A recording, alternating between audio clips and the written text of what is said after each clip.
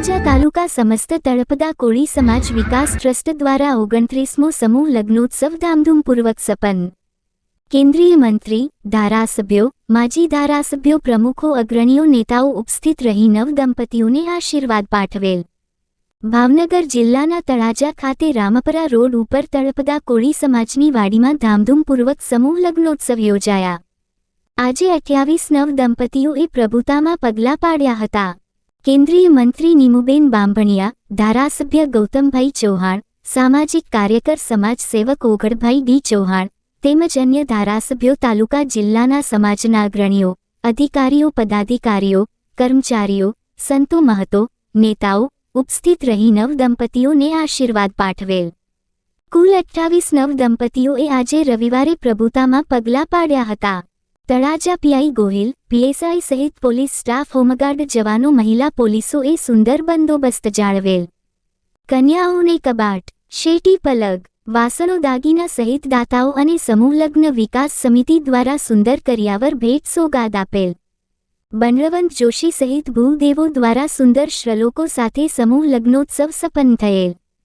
અહીં કોળી સમાજના દાતાઓ મન ભરીને વર્ષા હતા તેમજ સુંદર ભોજન પ્રસાદ સહિતનું જોરદાર આયોજન કરાયું હતું। સમસ્ત કોળી સમાજ કર્મચારી મંડળ દ્વારા સુંદર સેવાભાવીઓએ સેવા બજાવેલ। નગરપાલિકા દ્વારા સુંદર સહકાર મળેલ। માજી પ્રમુખો, માજી ધારાસભ્યો, તાલુકા જિલ્લાના સરપંચો, તાલુકા જિલ્લા પંચાયત સભ્યો સહિત અગ્રણીઓ ઉપસ્થિત રહેલ। રાજ્ય કેન્દ્રીય મંત્રીએ સમગ્ર ટીમને અભિનંદન પાઠવેલ અને વધુમાં જણાવેલ કે વધુને વધુ સમૂહ લગ્નોત્સવમાં લોકો જોડાઈ અને દરેક દીકરીઓ દીકરા એક સમાન રાખી અભ્યાસ કરાવો અને યુવાનોએ વ્યસન મુક્ત થઈ વ્યસનથી દૂર રહેવા ટકોર કરી વડીલોને માન સન્માન આપવા ટકોર કરેલ। ધારાસભ્ય ગૌતમભાઈ ચૌહાણે જણાવેલ કે અહીં કોઈ નાનું નહીં, કોઈ મોટું નહીં, વિના સ્ટેજ બધા સાથે બેસીને કાર્યક્રમ સમૂહ લગ્નોત્સવ કરીએ છીએ। સમગ્ર કોળી સમાજના લોકો તન મન ધનથી સેવા આપે છે અને 29 વર્ષથી સમૂહ લગ્નોત્સવ શાંતિપૂર્વક યોજાઈ રહ્યા છે। ગાંધીનગર સત્ર ચાલતું હોવા છતાં આજે તળાજા તળપદા કોળી સમાજ સમૂહ લગ્નોત્સવમાં નવ દંપતીઓને આશીર્વાદ પાઠવવા આવ્યા છીએનું જણાવેલ।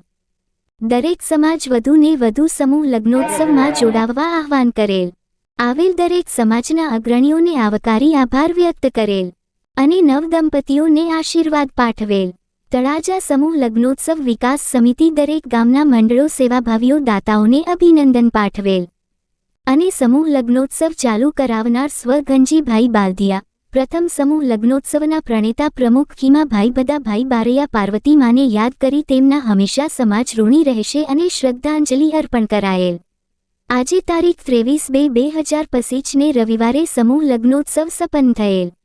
હજારો લોકો સમૂહ લગ્નોત્સવમાં ઉમટી પડ્યા હતા। કેમેરામેન અલ્પેશ ચૌહાણ, રિપોર્ટ મથુર ચૌહાણ સાથે કમલેશ ઢાપા।